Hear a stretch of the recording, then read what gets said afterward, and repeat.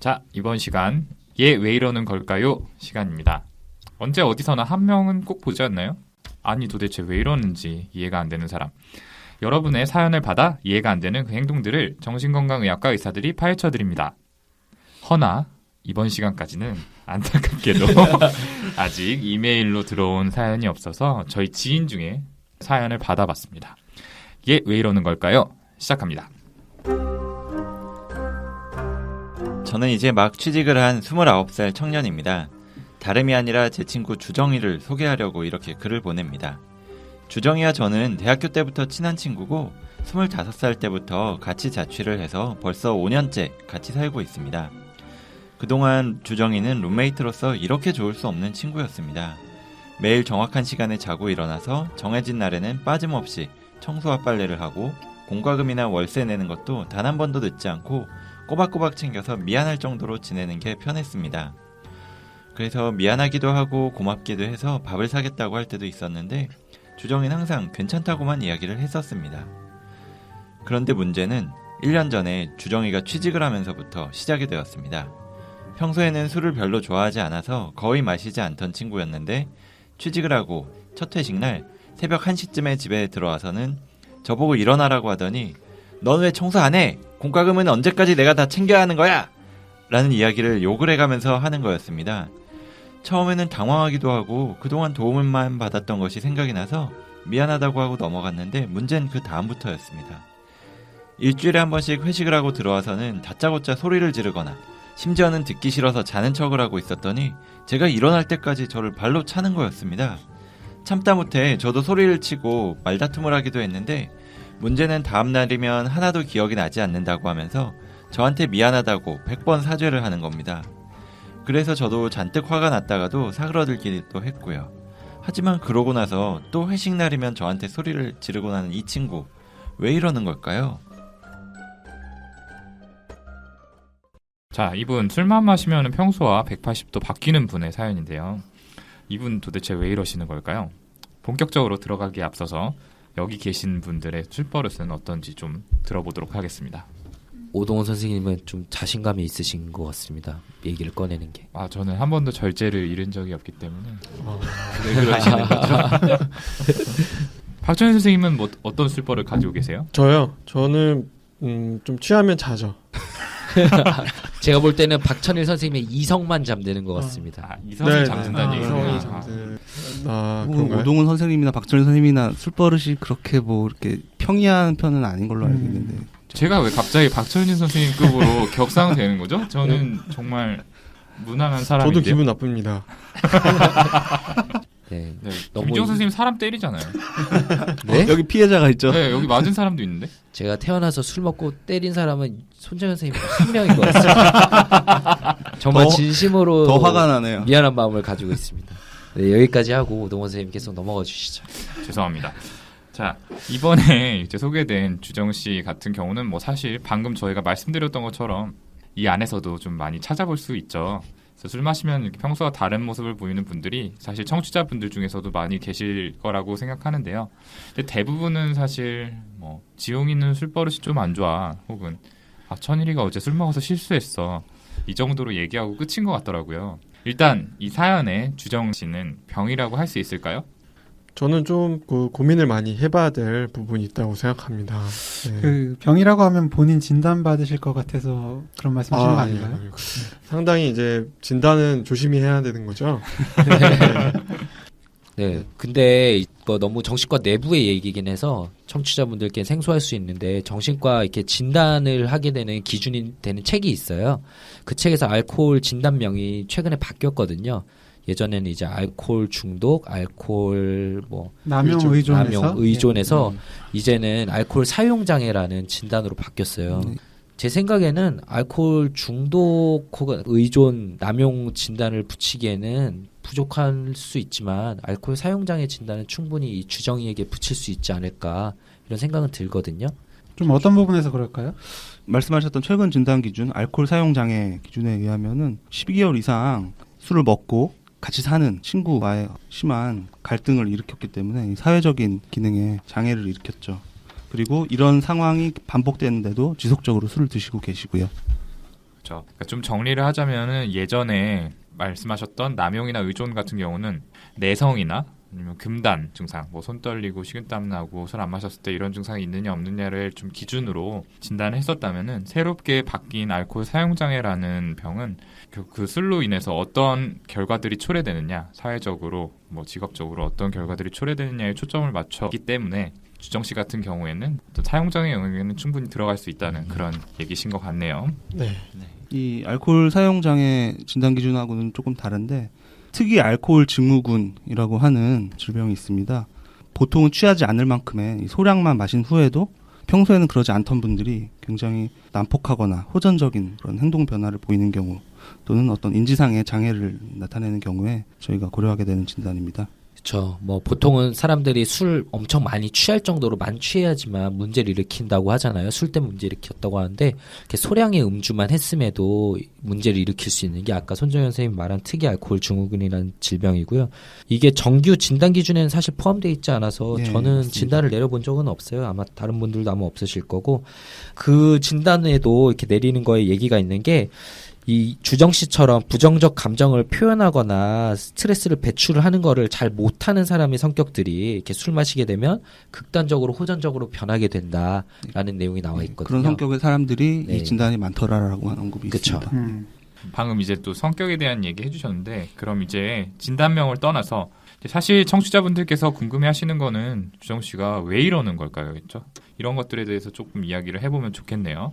네. 일단 술은 인지 기능 중에서 억제 기능에 영향을 많이 준다고 합니다. 그래서 어떤 행동을 수행하는 능력 자체는 술을 많이 마신 상태에서도 멀쩡하게 하는데 특정한 행동을 억제하는 기능은 술을 조금만 마셔도 문제가 생겼다는 실험이 있었습니다. 그러니까 술에 제일 취약한 행동은 어떤 동작을 뭐 멈춘다든지 그만둬야 되는 평소에 하지 않으려고 하는 것들을 하게 된다. 이런 이야기들이 있습니다. 예를 들자면 제 얘기는 아닌데 전 여자친구한테 전화를 한다든지 아니면 길에서 바지를 갑자기 벗는다든지 이런 행동들을 볼 수가 있어요. 심각하네요. 심각한 걸 알고는 계신가 봐요, 본인도. 아, 네. 너무 심각한 일입니다. 이거는. 있어서는 안 되는 일이죠. 네, 너무 멀리 나가는 것 같아서 예 여기까지 위험합니다. 얘기하고요. 그 방금 윤희원 선생님이 억제 기능 약화를 술이 일으킨다고 얘기해 주셨는데 이게 단순히 어떤 행동만 억제하는 게 아니라 저희가 뭐 계획을 세우거나 결정을 내리는 등 다른 이제 고위 인지 기능이 작용하는 그런 부분들을 억제시키는 것도 포함하는 개념입니다. 예를 들어서 막차 시간이 다 돼가는데 술 먹고 있으면 이제 분명히 술 그만 먹고 자리에 일어나서 차를 타야 되잖아요. 근데 모르겠다 이러고 뭐 술 계속 마시고 이런 경험 뭐 다들 있으실 것 같아요. 네. 형만 있었던 것 같은데. 네, 저도 없습니다.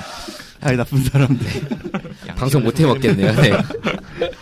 역시나 제 얘기는 아니지만 어떤 지인은 이제 다음날 아침에 토익 시험인데 새벽까지 술 마시다가 결국 못 간 적도 있었어요. 결국 그런 것은 이제 술로 인해서 전형적으로 억제 기능이 제대로 작용을 못 해줬기 때문에 본인이 해야 할 일을 제대로 못 하게 됐던 것이죠. 그렇게 시험을 못 보신 적이 있군요.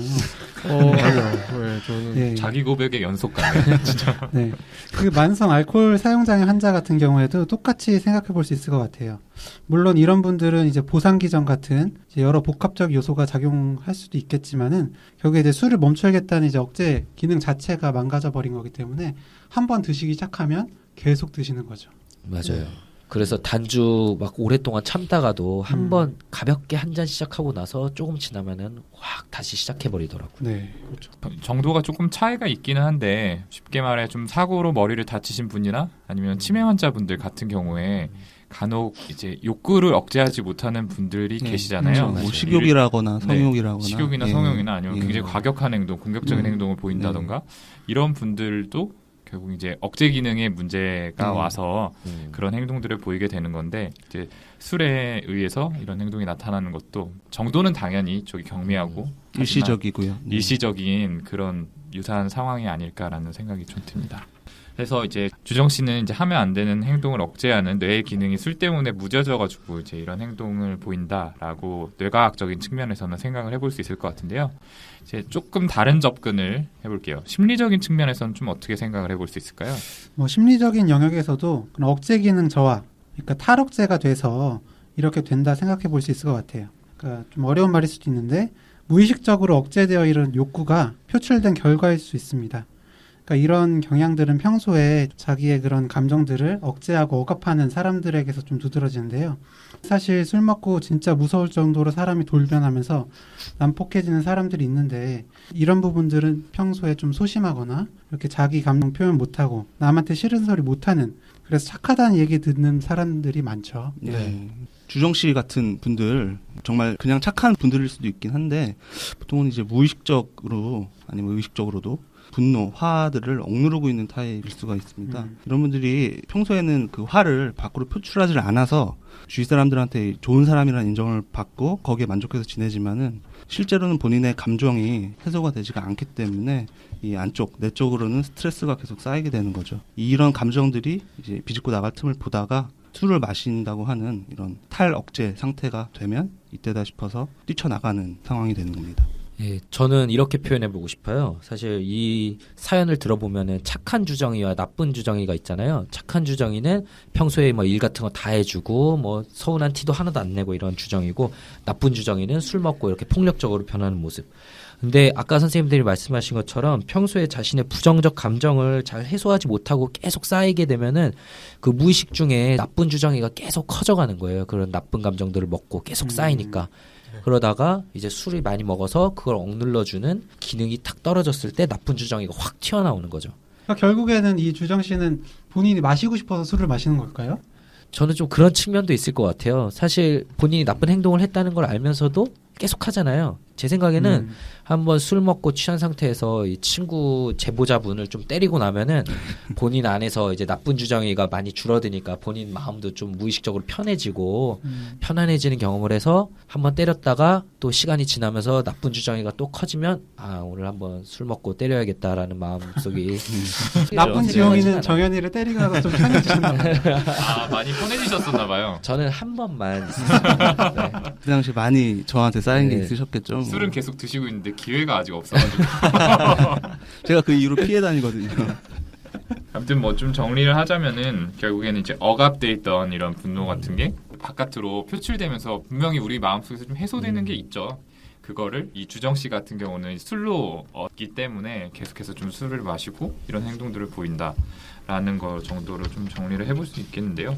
그래서 사실 아까 허경 선생님이 얘기해 주셨지만 감정을 이제 억제하고 억압하고 이런 것들을 방어 기제 중에 하나로 분류를 해볼 수 있는데 그것들이 좀 성숙한 방어 기제라고 얘기하기는 좀 어렵다고 저는 생각을 해요.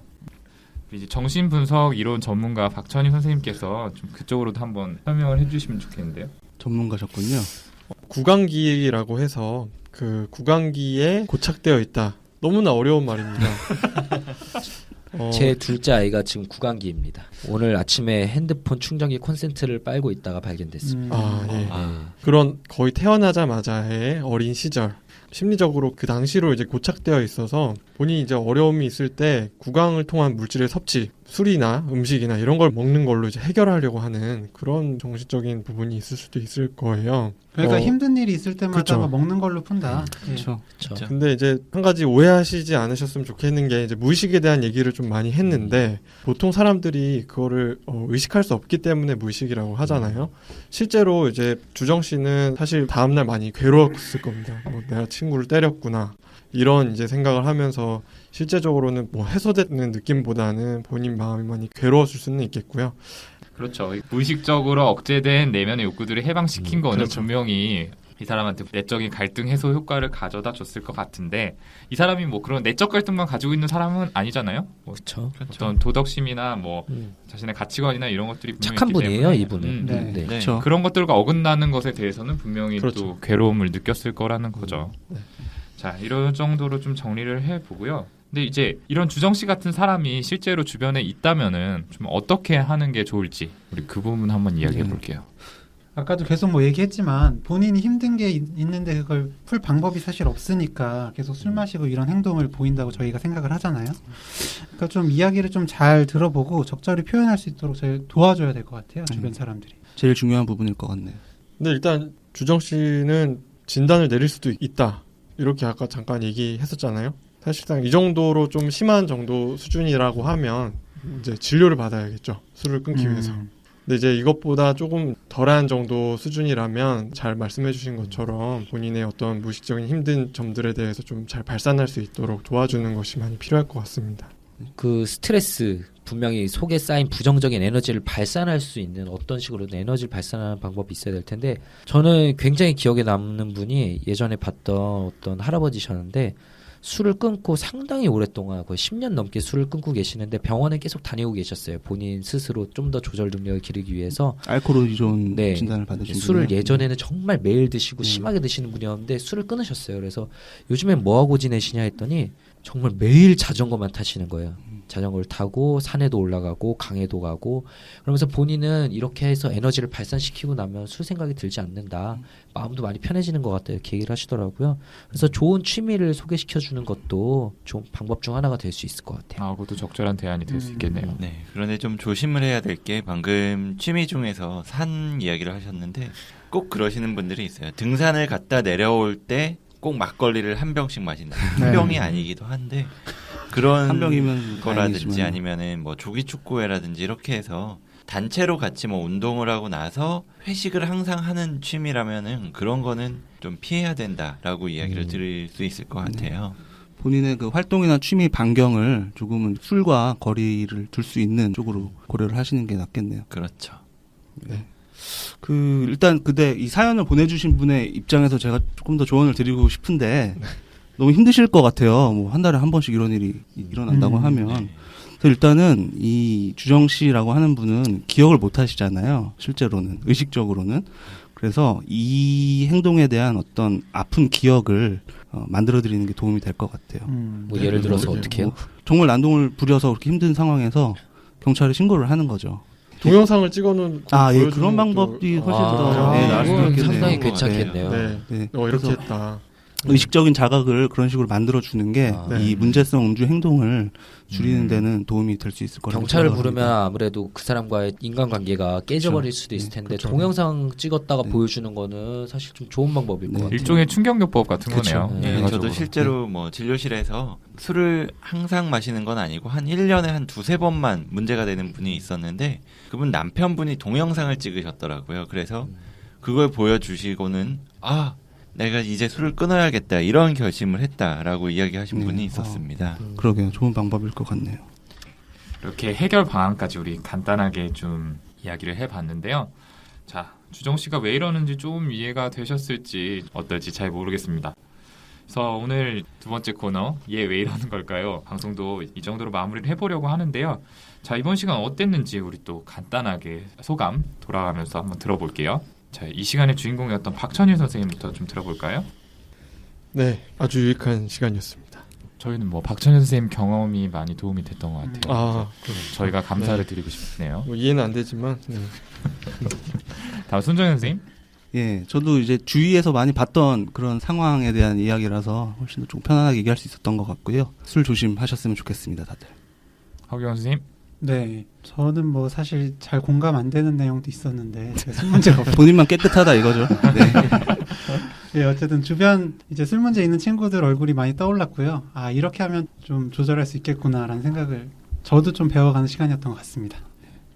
네, 저희가 좀 긴장을 풀기 위해서 사실 지금 맥주 한 캔씩 들고 이 방송을 진행하고 있습니다. 첫 굳이 안 번째 해도 될 시간에는 얘기를 방송 첫 번째 틈머리 시간에는 하시네. 안 했었는데 두 번째 시간에 저희가 너무 이거 안 되겠다 긴장을 풀어보자 이러고 맥주 한 캔씩 하고 있는데 이렇듯 소량의 음주는 정말 긴장을 녹여주고 약간 몸을 편안하게 해주는데 분명히 도움은 될 수 있습니다. 하지만 본인의 그 음주가 주변에서 문제를 일으키게 된다. 주변 사람과의 문제를 일으키게 된다. 본인에게 해를 끼친다. 이럴 경우에는 당연히 술을 끊어야 될 거고 그럴 경우에 혼자 고민하는 것보다는 가까운 정신과에 들려서 전문의와의 상담을 받아보시는 게 많이 도움이 될 것 같습니다. 네, 마지막으로 윤희연 선생님. 오늘 알코올에 대해서 이야기를 많이 나눠봤는데요. 사실 저는 알코올 전문으로 치료하는 병원에서 근무를 하고 있어서 이런 분들보다 훨씬 심한 분들을 많이 봤습니다. 근데 그분들을 볼 때마다 느꼈던 게 조금 문제가 있을 때 초기에 병원에 와서 상담을 받고 치료를 받으시는 분들은 정말 금방 좋아지시는 분들도 있었어요. 술을 완전히 끊거나 문제가 되지 않게 잘 지내시는 분들 봤는데 좀 만성으로 진행이 되신 분들은 치료하는데 많이 어려움을 겪었었던 것 같습니다. 그래서 오늘 이 방송을 들으시면서 찔리셨던 분들이 만약에 있다면 술을 끊는 걸 추천을 해드리겠습니다. 네.